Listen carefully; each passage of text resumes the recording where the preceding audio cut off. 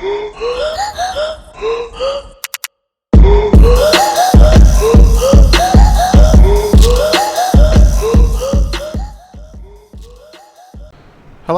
and welcome back to another video where you join me at MacOSim's Manchester Airport, and today, as you can probably tell by the title, we're going to be looking at starting the new A32NX from cold and dark, which is the newest update as of the 29th of January 2021. So yeah, this is the aircraft has come along leap and bound since it was first released and since my last tutorial video, which was I believe back in November. So yeah, it's come on quite a long way since then. For anyone that's new to Microsoft Flight Simulator and more accustomed to something like X-Plane, it's similar to the 737 Zebra mod for that. So yeah, it's a free project ran by the fly-by-wire team, and it is really good, and it's free, so who can complain?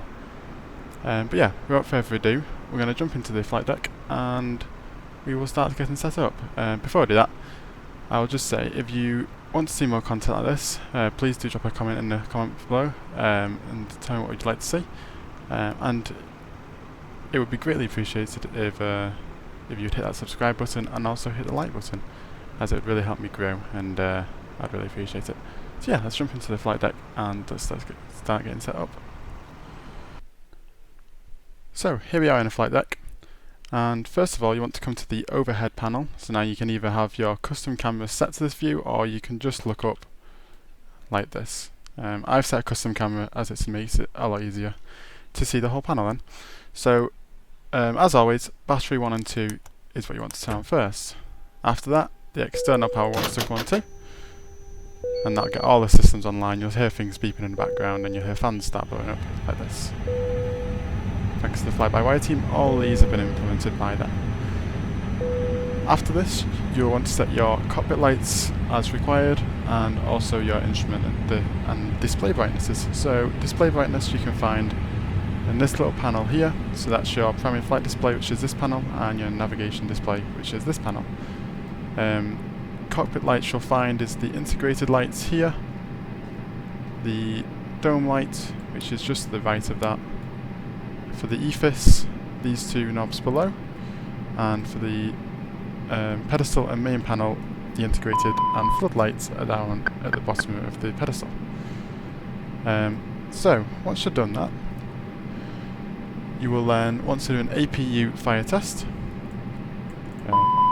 By not doing that, by hitting this test button here, hold it down and you'll see that it comes on with the squib distinguished there, so you know that's all good.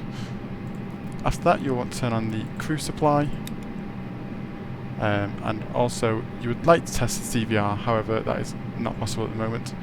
So we can head straight over to the ADIRS and get number 1. It goes in a funny order, so 1, then over to the other side for 2, and then in the middle for 3. Switch all those to the nav, at which point you want to get the exterior light set, which is at the moment only the wing light and the nav and logo lights.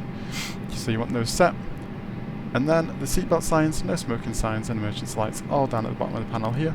So you want to switch that to auto, and that's at arm. So you want those 3, just click it once and that'll be good. Then after that, you'll want to head over to the MCDU.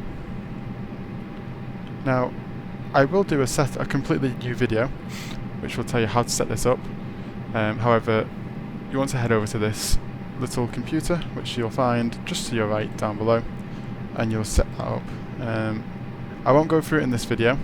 I will make a new video within the next week or 2, showing you how to set this up and showing you step by step how to get through that. So yeah, if you're not sure how to do that, please do be patient, and within the next couple of weeks I will have that up for you. It can get quite complicated, so once you break it down it's not too bad. But yeah, that video will be out in the next couple of weeks. So by this point, usually once you set this up, your ADIRS will be aligned, so you'll have your full navigation display displayed on this, full navigation showed on this display here. However, because we've skipped that stage, just to try and reduce the length of this tutorial, we do not have that yet. So what we can do is look at our takeoff briefing, which would be on Navigraph or ChartFox are the two main. So you look at your charts, have a look at your SID, and see what you'll be doing. We're not going to do that today, as Navigraph and SimBrief and ChartFox can be a whole different video on reading charts and setting up SimBrief, so it can be very difficult. So when we're doing that today, this is literally just setting up the A32NX so you can get it flying. That is the whole purpose of this video. Now, if you're flying on VATSIM, you probably know what you're doing, so you'll know that you need to tune this radio. The bottom one down here changes the numbers before the decimal point, and the one on top shows, this changes the numbers after the decimal point. So ATC would usually give you a frequency such as 123.850, so then, or 122.850, so you change the bottom one to 122, and the top one to 850. So yeah, it's not too difficult, and then you'd have the standby, switch to the active, and that'll give you that. But we're not going too in depth on that, because that's a completely different video again. So, after you've done that, you can head over to your flight directors, so 1 and number 2 on the exact same side, or in that same place on the other side. Then you can set your barrow reference, which you would usually get from your METAR. So I'll quickly show you how to get that. Providing you have the dev version and updated it, if you go to ATSU, AOC menu, WX request, which is weather request. If you'd already set your flight plan up, you would have some airports, your arrival here and your departure here. However, we don't, so we can just type in Echo Golf Charlie Charlie, which is where we are, Manchester, and send that as a METAR. And I'll be back with you once we have that on the screen. So here we are, and we know we got a message because on our ECAM, or up at ECAM, it says company message. So you look out for that. Then you can go back a page, so onto this AOC menu, and receive messages, and go into your METAR. Now, one handy update that Flight-by-Wire have just introduced is you can press this print button down here, and if you look to the bottom of the pedestal, as if by magic, you can cut that paper, stick it there, and it's all there for you to read. So, I won't go through it, however, we can actually get from this, our QNH is 1001. Reading METARs, I could do a video if anyone watching would like that. Please do put it in the comments below, and I'll let you know how to read a METAR, which is what you'll need for the performance page on here. But yeah, if you'd like me to do that, then please do let me know. So at this point we can set our QNH as 1001, so we just bring that down, and this is practically just setting the local pressure so you have the right altitude displayed on your primary flight display. And also after this, after looking through your charts, you could head to your EFIS and set any speed restrictions you may have, any height restrictions you may have, or what the control tower give you, and set anything like that. They advise that you have constraints set on, which is the CSTR, just here, turn that so it's green, have the arc mode on, and 10 nautical miles for takeoff. That's the advice anyway. So yeah, we've done pretty much our cockpit preparation. So at this point, you can then start the APU, which is just at the bottom of the overhead panel. So you switch the master switch on, wait 3 seconds, and then click the start switch. Now, as this is a very, very in-depth aircraft, it does actually simulate the time it takes to turn the APU on. So you'll see the N percentage rise there, and also the exhaust gas temperature. Once the flap's open, you know it's going to start setting up, and you'll see this exhaust gas temperature rise, and the exhaust gas is actually relating to this APU exhaust just here. So there you are, you see that rising and that N percentage rising. Now usually, whilst you're waiting for this, you would go into your performance page and your takeoff page, and you start setting this up. There is a very handy performance calculator online, which I'll link in the description below, which will tell you your V-speeds, what flaps are ideal, your flex takeoff temperature, transition altitude can be found from the charts, and also thrust reduction as a rule of thumb is thrust reduction would be 1500 feet above airfield elevation. So today it's 240, call it, so on here thrust reduction would be 1740. Acceleration is another 1500 feet above that as a rule of thumb. This could change depending on your company, but we're on a flight sim, so we'll use rule of thumb. And you're joining back again.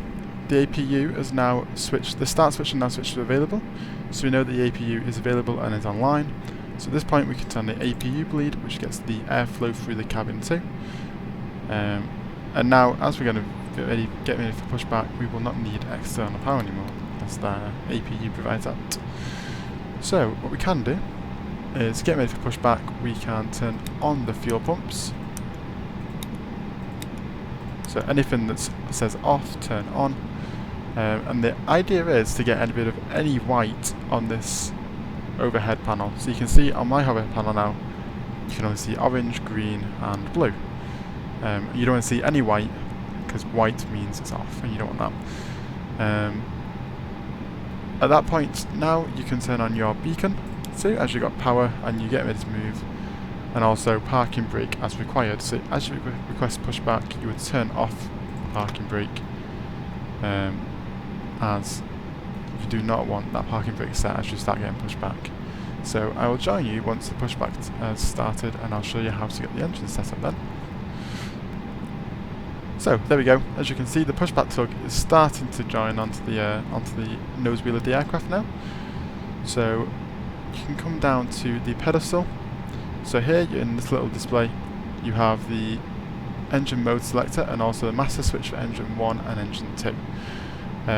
As most of the main hydraulics run on engine 2, you want to start that first. So if you switch over the mode selector to ignition start, which is to the right, and then as you feel a little tug from the air, there you are, that little movement from the tug, you can then start engine 2, providing you have the correct clearance to do that. So as you start engine 2, if all has gone well and you follow the tutorial right, you'll see the N2 percentage rising, the exhaust gas temperature will start to rise, and also the N1 percentage will rise.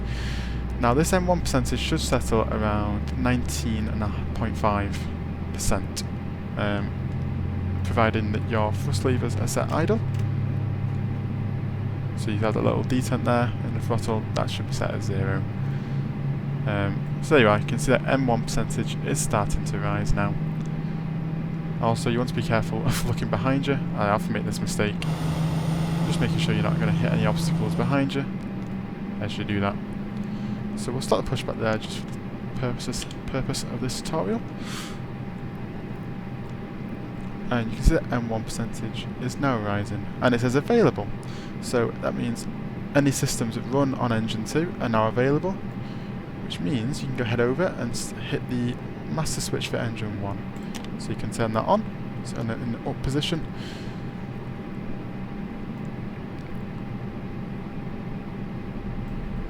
And you'll see that N2 percentage, N1 percentage, and you'll see the exhaust gas temperature start to rise with it.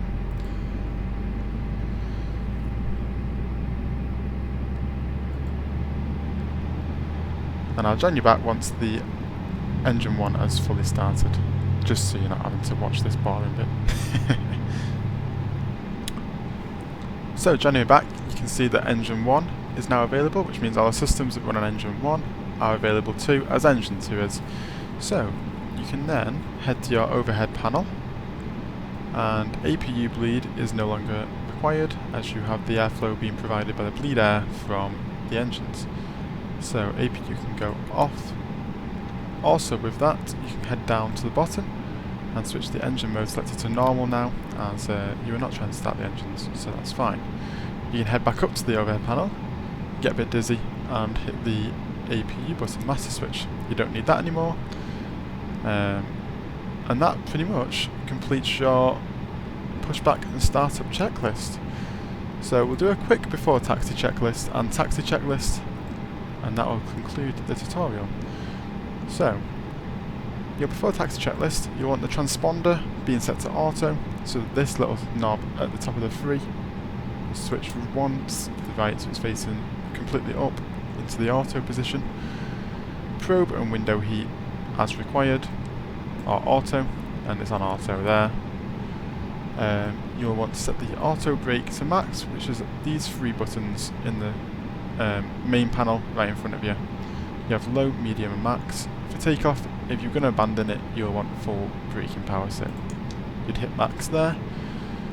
Spoilers can be armed, which is just click and hold on the spoiler lever just here and pull it up, and you'll see the little white appear at the bottom. Yeah, that's then armed.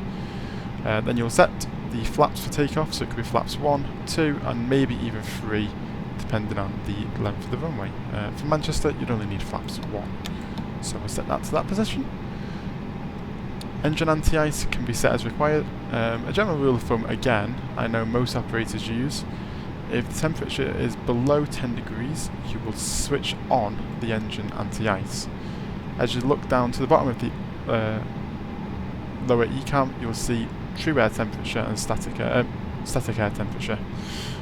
So you see those are +5, so it's 5 degrees, and also below 10 degrees. So you can turn on the engine anti-ice just in this anti-ice panel here. To be fair, the Airbus, compared to the Boeing, is pretty well laid out. As you'd expect, everything is where you'd expect to find it, and quite in a logical sequence. So the anti-ice is just at the lower of the overhead panel, engine 1 and engine 2. So you turn that on, and then you would do a flight control check, and you're pretty much ready to taxi then, and that'll be the end of the tutorial. So if you come down to this panel on the pedestal, you have a range of buttons that fly-by-wire have made accessible now. However, you'll see one is F control, so you want to click that, and on your lower ECAM it'll bring up all the systems that use flight controls. So if you go full left on your whatever you're using, your side stick, your yoke, you'll see left aileron move up and the right aileron move down. So you know that they're both working and fully working as it should. So then you go full right, and you'll see the right aileron comes up and the left one comes down. And then you go back to neutral and make sure they're set in the right place. Same with the elevators, you see them both, these work simultaneously, these work differentially. So yeah, you'll see them both come up at the same time and come back down to neutral and push down, and you'll see them both come down at the same time and back to neutral, and you'll see it rests in the right place. And then one final one, you'll see the rudder just here at the bottom, so you want to go rudder full right and then full left, back to neutral, and make sure it sets in the right place. And in terms of being ready for your taxi, you are pretty much done. There's not much else that you'll need to do. So yeah, that concludes our little tutorial. I wanted to make a quick one. I don't want to make it too long, hence the reason we missed out quite a few vital steps. However, I will be making tutorials on how to do that in case you do get stuck. But yeah, for this tutorial, that concludes it. So I hope you enjoyed. If you did, please don't forget to hit that like button and hit the subscribe button if you want to see more content like this. Any suggestions, anything else, please drop it in the comment box down below. And yeah, hopefully I will see you in the next one. Until then, enjoy and goodbye.